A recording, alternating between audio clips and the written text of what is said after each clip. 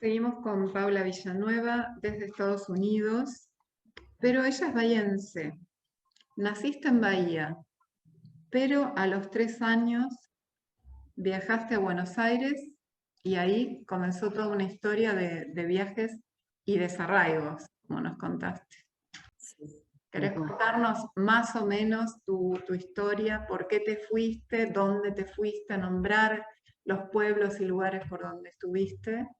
Dale. Sí, porque es una parte también muy encantadora del camino personal de cada uno, ¿no? De la infancia.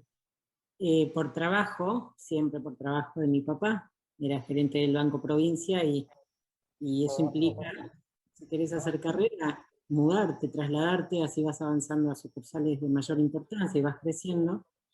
Entonces, yo nací en Bahía y me fui a los 3 años a Buenos Aires. Estuvimos allí un tiempo bastante caótico para nosotros, era la época del 73, 71 más o menos, sí. Así que subversión, una etapa muy complicada en Buenos Aires, no la pasamos bien, fue muy estresante, y a mi papá le sale el traslado a un pueblito encantador de la provincia de Buenos Aires que creo que eran 9 cuadras por 3 cuadras, 9 manzanas por 3, eso era todo el pueblo, Hermoso. calles de arena, de una gente hermosísima. Fue una estancia en el paraíso. Ese pueblito se llama O'Brien, pero todo el mundo lo conoce como Obrien, es O apóstrofe de R. O'Brien, como el apellido. Claro, O'Brien, y bueno, pero todo el mundo dice O'Brien. Así lo conocen, es un pueblito muy cerquita de Buenos Aires, serán 100 kilómetros, pero era, ya te digo, el infierno y el paraíso, ¿no? Ese primer salto. Después de O'Brien, nos fuimos a Coronel Vidal. Primero te los menciono porque si Sí, no, sí, en nombrarlos. Además eras muy chiquita. explica.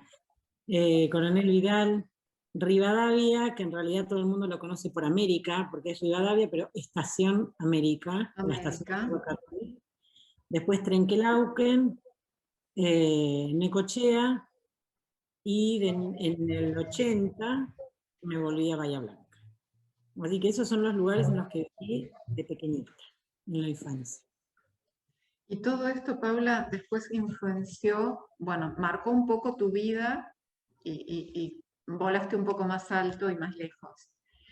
Pero todos estos cambios y todas estas cosas que te pasaban, ¿influenciaron también en tu decisión de carrera, de querer escribir, de querer estudiar letras? Hablarnos un poco de tu profesión y de tus libros. Bueno, sí, sí, definitivamente toda la vida es lo que yo plasmo en lo que escribo. No hay manera de despegar, porque como no hago ficción, hago poesía, está toda mi vida hasta en lo que escribo. Yo tengo 2 libros de poesías que se llaman el primero, La estela del incienso, y este segundo, que es La raíz ausente, que lo escribí, lo editamos en 2021.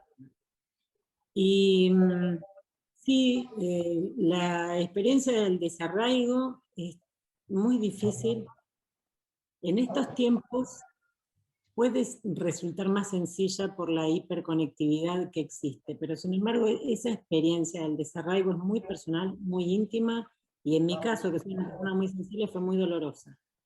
Eh, Porque de chiquito vos sos un chico paria. Vos cuando cada día del niño, cualquier fecha de esas que son obligatorias de que la familia se junte o demás, vos estás siempre solo con tus hermanos y tus padres, en todo caso, no tenés abuelos, no tenés tíos, no tenés primos, y estás siempre como añorando ese estado de familia, ¿no? De unidad primigenia, que da sensación de pertenencia. Y bueno, esa soledad viví cuando chica. Yo hubiera amado no repetirla de adulta, pero es como karmática. Eh, y en definitiva terminé llevando a mis hijas, cuando fui madre, cosas mucho más. Estaba pensando lo mismo, o sea, lo mismo que vos viviste, después te tocó vivirlo con tu familia y con tus hijas, tus mismos dolores. Pero Sí, bueno, eso también tiene tiene su parte linda. Estabas un poco preparada, lo pudiste plasmar a través de las poesías, sacarlo afuera, Sí. contarlo, decirlo, sanarlo. No sé cómo, qué palabra ponerle a eso. Pero, ¿querés contar primero tu profesión? ¿La pudiste ejercer con tanto viaje que saliste? Segundo, ¿en qué influyó tu infancia y tus vivencias familiares? Porque en algo que leímos en el libro también decía que esperaban los veranos, ¿no? Que viajaban todo el año, te tocaba cambiar de escuela, de amigos, pero los veranos sí había familia. Si querés contar algo de eso y después de tu profesión. Bueno, tanto cuando yo era niña como después de adulta, el verano siempre es el sitio donde encontrás a todos reunidos en un lugar donde solo te conecta la felicidad. Es así. En nuestro caso, cuando yo era chiquita, era el campo de mi abuela, en las sierras de Saavedra, cerquita de la ermita. Ahí era encontrarnos con todos los primos, andar a caballo, jugar arriba de la tranquera, correr sin miedo, sin peligro, volver al abrazo enorme y gordo de mi abuela, todo eso. De grande, volver de Italia o de China, de mundos, de comidas, de olores tan distintos, y llegar a un verano en Sierra de la Ventana donde la casa de mis padres ha reeditado para mis hijas y mis sobrinos lo que ha sido el campo para nosotros. Entonces encontrarnos en esa casona de verano, todos juntos, padres, hijos, nietos, el verano con este clima tan particular y tan feliz que tiene, ¿no? Sí, es el confín de mi felicidad y de mi inocencia son los veranos. Y el mismo lugar. Y bueno. Mi profesión. Sí, tu profesión. ¿La Sí, pudiste ejercer? Sí. Empezaste en Bahía Blanca y después en los otros lugares donde estuviste, después, bueno, hablemos si pudiste o no dar clases o simplemente, no es poca cosa, escribir un libro. Mira, pude trabajar, yo nunca ejercí en Bahía Blanca, porque yo ya me recibí estando en Córdoba. Entonces, sí trabajé en Córdoba, y para mi sorpresa, porque yo era una alumna muy díscola, muy rebelde, nunca entendí la profesión de los profesores. ¿Cómo Olga Bram se levanta temprano para ir a un colegio a controlar chicos insoportables como yo? Bueno, después de grande, ejercí mi carrera y amé dar clases y tener alumnos, y los que más me gustaban eran los más difíciles. Pero cuando me fui mudando, no, porque en Italia no me podía meter en el sistema escolástico y aplicar para dar clase. Entonces, China, menos. no, China menos. Entonces, Salvo que dieras clases de español, la única opción. sí, eso fue lo que hice, di clases de español en Italia, a gente italiana, por ahí a profesionales que tenían que ir o a España o a Sudamérica a hacer encuentros. Entonces sí enseñaba a veces cultura, a veces conversación, a veces gramática. Y en China no fue dar español, sino hacer talleres literarios con un grupo de hispanoparlantes que habíamos encontrado allá. Entonces tenía un taller literario en casa y iba gente de España, de Colombia, de Argentina y demás, y escribíamos, y era muy sanador también. Nos reíamos, a veces se nos cantaba un lagrimón, pero una cosa muy interesante. Pero no pude. Hubiera amado desarrollar mi carrera hasta el último, pero no era compatible. Sí, lo único que queda cuando salís es ser profesor de español es quizás la opción más común, digamos. Paula, nos vamos de Buenos Aires a Oxford, quizás no una parte muy agradable de tu vida, pero bueno, también fue parte de tu vida. ¿Y por qué tomaste esta decisión de viajar a Oxford, estudiar inglés, estar un tiempo allá? ¿Y cómo fue tu tiempo allá? ¿Cómo encontraste la gente y cómo nos tratan a los argentinos en Inglaterra? Me fui a estudiar en el 2016. Acababa de morir mi padre, fue una situación muy triste. una de mis personas favoritas en el mundo era, y murió de manera muy repentina. Y yo salí de China con mi familia, con mis hijas y con mi esposo, para llegar a Argentina antes de que mi papá muriera, y cuando aterrizamos de Hong Kong en Dallas, me enteré que había fallecido, así que no llegué a tiempo. Esa es una de las cosas desgarradoras que tiene tanta distancia, que uno se queda dentro de ese circuito de vida y muerte normal, al que uno acude cuando vive en el lugar de esto.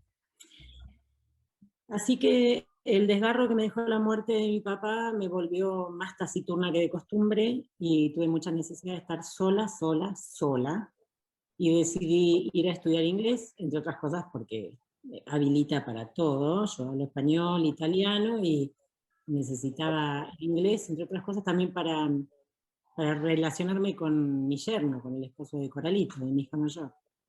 Y bueno, entonces averigüé dónde estudiar y dije, bueno, si me voy a estudiar inglés, me voy a la cuna del inglés, por supuesto, a Inglaterra, que menos que Oxford. Allí toda mi profesión al servicio de ese sueño y de esa necesidad, ¿no? Ese retiro espiritual, pero también cultivar algo. Y en la cuna, desde Shakespeare a Dickens, Tolstoy, todos han pasado por Oxford.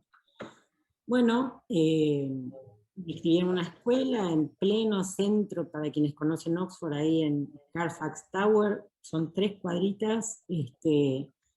Fue una experiencia encantadora. La gente inglesa, en mi opinión, y conmigo en particular, han sido siempre adorables. Yo no solo estuve en Oxford, he tenido la suerte de estar en Inglaterra, en Londres, en Bournemouth, que es al sur, y ha sido gente muy agradable, con la que nunca el tema de Malvinas, Falkland, se pone sobre el tapete cuando estamos juntos. Yo creo que la sensación, la experiencia que yo he tenido es que es un tema delicado y sensible para todos. Para los ingleses también lo fue. Porque aunque nos parezca mentira, ellos vivieron como de una manera muy deshonrosa lo que sucedió con el Lara, el Belgrano. Con el Belgrano. Entonces es como un tema que no se toca. Y yo, ¿qué te puedo decir? Tienen, en mi opinión, la calidez de la distancia. No son gente extremadamente cálida como podemos ser los sureños de Europa, digamos, Italia, Portugal, España, no. Pero son muy cálidos y profundamente cordiales. Y cuando por ahí yo necesitaba, porque obviamente yo estaba atravesando una etapa de sensibilidad muy particular, cuando necesitaba algo no iban a venir a darme un abrazo, pero sí de golpe había una mirada y había una mano y había algo que a mí me decía, yo sé lo que te está pasando, y acá estamos. Pero no se hablaba del tema como de Malvinas, no se habla, ¿viste?